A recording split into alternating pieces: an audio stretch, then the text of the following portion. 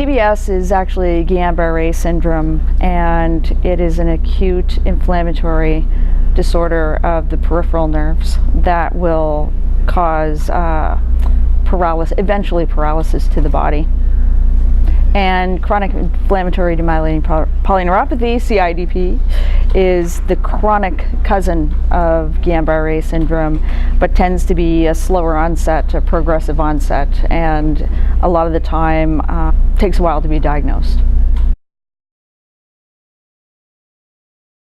With the peripheral nerves, what happens is you'll notice some of the symptoms are usually the furthest point away from your spinal cord. So you'll start to feel tingling in the toes, tingling in the hands, maybe burning in the feet, hands, or you start to get weakness in the areas furthest away from your spinal cord. So you'll start to feel wobbly, or the way I described it is you sort of started to feel like Gumby, like you're losing control of your limbs, your hands, and your feet were numb. But a lot of the time it's funny because you feel the weakness quicker than you feel the sensory, because you're not really expecting to be going numb in certain parts of your body until they start to check you out based on some of the symptoms that you actually tell you.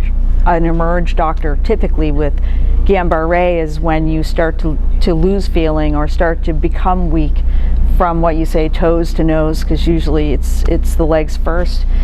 You know, you can't articulate what's happening, but if you can go into an emerge with as much information possible about how you're feeling, maybe you can get to a quicker diagnosis of what's going on. Well, with Guillain-Barré syndrome, typically they say on average that it takes about 6 weeks to go through the acute onset of Guillain-Barré syndrome.